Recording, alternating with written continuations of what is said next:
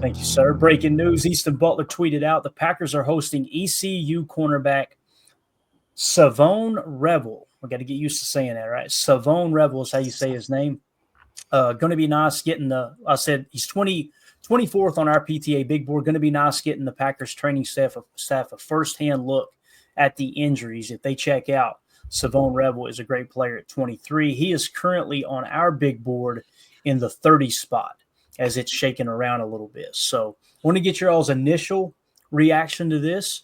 And you understand what I'm saying? Like, we're a little concerned about I think it was the ACL, and we'll dive into the scouting report in just a second. The fact that the Packers doctors are going to be able to kind of see him firsthand, I think is absolutely huge. They'll be able to remove any questions that they may have or go ahead and just take him completely off the draft board. What's your all's take on Savon Revel going in as a top 30 visit for the Packers? I think you hit it on the head. Injury is the number one concern. I think looking at everything else, there's no reason to be upset about the Packers having this guy on their radar at all. It's just, 2022, he played one game. He played 12 games in 23. He played 3 games last year. So what are we getting in the NFL draft? I think that's the biggest question mark. I think the tangibles and the intangibles are already kind of defined with him, and you kind of see the mold of the player that he is when he's healthy.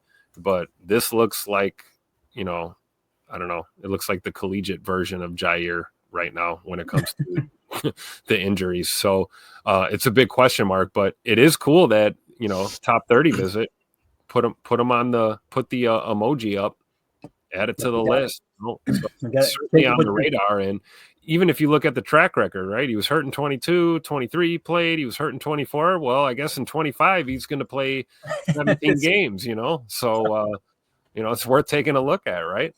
Yep. Jacob, your take? Yeah, I think I'd probably echo Zacharias Earls. He says pass, he's coming off an ACL. Chuck is talking about how he needs a medical evaluation. It's more of the bang for my buck with that pick at the 23rd spot, like Tim talked about. I don't want another guy that's going to be you can't make the club in the tub type dude. We've had our issues with Jair and his ability to stay healthy. I'm not looking to add another guy. And honestly, Savon, he's coming from already a smaller school, so that kind of has a little knock against him. Very sized well. I think he's almost 6'2" or whatever.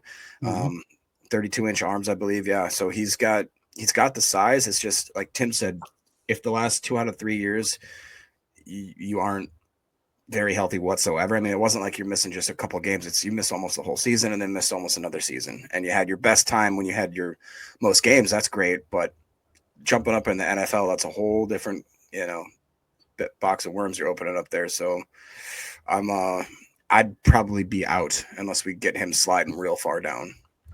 And that may be something too, like if Goody's planning on trading back, that might drop him right in the sweet spot there as well, right? But here's the scouting report on him. I said Green Bay Packers have reportedly scheduled a top 30 visit with East Carolina cornerback Savone Revel. I had to write it down. According to sources cited by Sports Illustrated, positioning him as a key pre-draft prospect for the 2025 NFL Draft.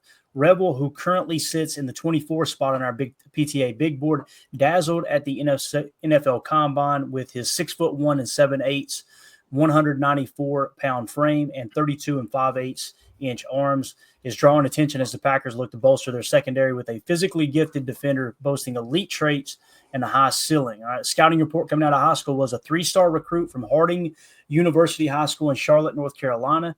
Savone Revel Jr. entered the 2021 class as a raw but intriguing talent at 6'2". And notice the 6'2" different from the combine. That's what was reported. So that's why you'll see a little bit of discrepancy throughout these articles.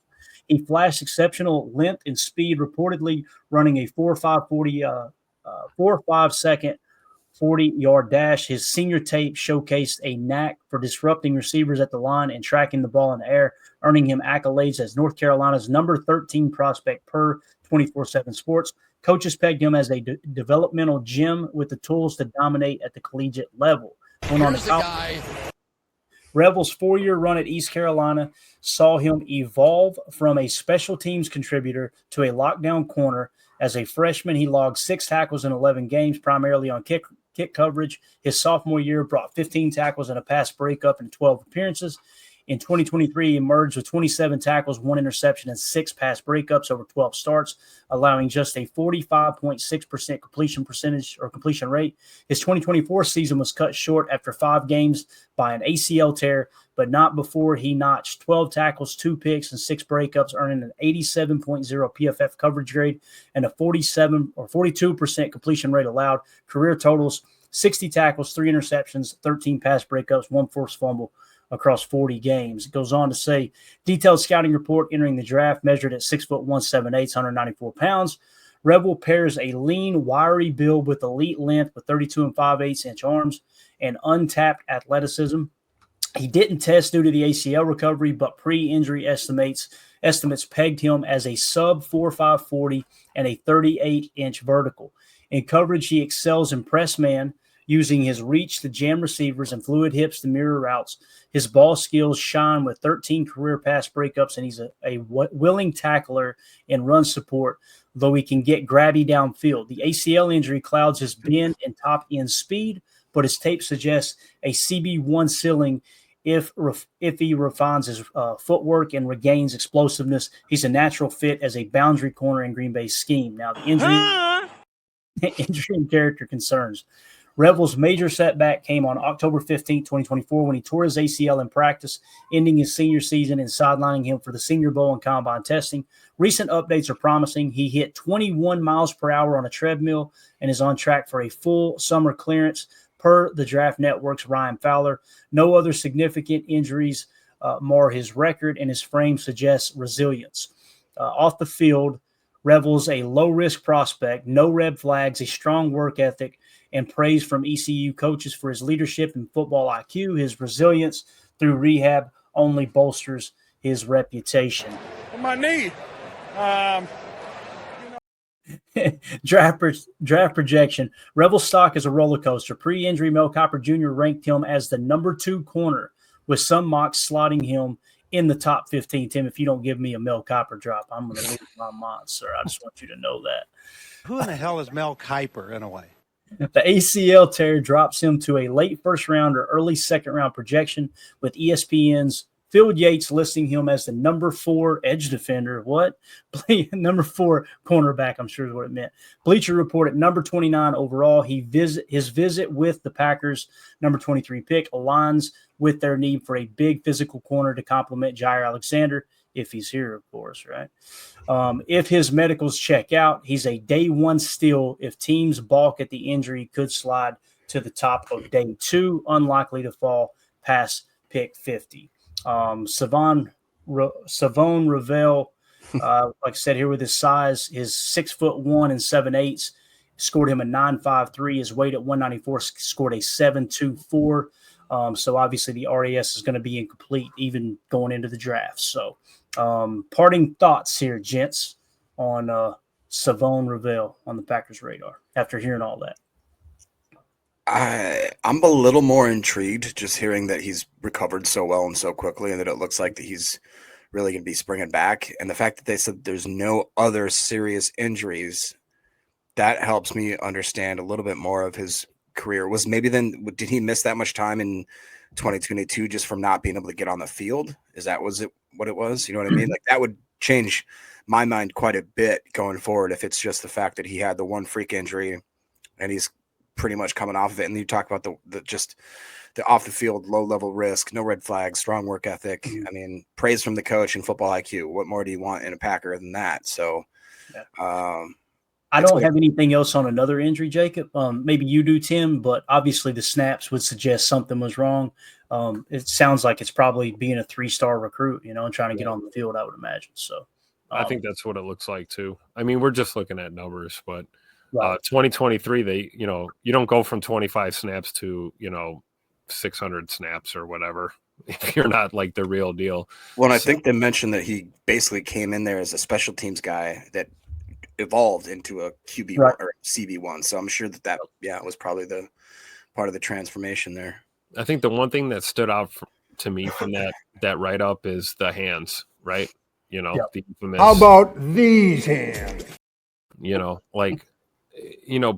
Handsy corners coming up, out of college into the pros, you're going to struggle early on, unless you figure out how to play from the hips down, play with your feet and, beat your man to the spot, win those matchups. If you got late hands, you're handsy as a corner, that can be a negative attribute. So certainly nothing that can't be coached up or coached out in his game. And I think he meets a lot of the other thresholds. So, again, if this guy's healthy, man, I don't see why we don't take a crack at him if he's on the board. I love what Deadfish says here too. They may be looking at him if he drops to 54 or lower because of the injuries. That could be the case. It could be the case. And then again, they get him in for a top 30 and he proves, yeah, look, man, I'm running 21 miles an hour on a treadmill. No worry about the speed. Obviously, you don't want to test the cutting too soon, being able to cut, with the agility drills and things. But to me, you could test that stuff on the tape. I think this top 30 visit's all about getting their hands on that knee and deciding, okay, yeah, everything looks like it's in good shape. So as Coach Lynn says, trade back and grab Rebel. I'd be good with it. Like maybe trade back to 31 or 32, somewhere in that range, and then snag them up and then pick up a pick, that type of thing. I don't think it's ideal. I still would rather have Jahdae Barron, me personally. And if Will Johnson can prove that he's healthy, but man, that's the one, Tim. Like as you were saying that about Savone, it's like, man, Will's the guy I kind of see like that. Like, yeah, and they're both kind of in that same category, right? Like, well, if we're talking healthy, you feel good about these guys on your football team, but if there's a big question mark, we don't know. Right. And like we talk about Jair, right? Jair came in healthy, he looked great coming out of Louisville, right? So, he didn't get hurt until his first couple of years in the league. So, maybe, like I said, with Savone Revel there's maybe there's precedence that like he's going to hit his stride and be healthy in his first few years in the NFL. So keep our eyes peeled, Definitely. You guys want to stay in this vein here with cornerback talk? Is that cool? Oh, I'm never going to complain about cornerback talk, Clayton. Let's do it. Let's keep with the theme here. And we actually did a little bit of a breakdown earlier, had a little bit of time and went through this.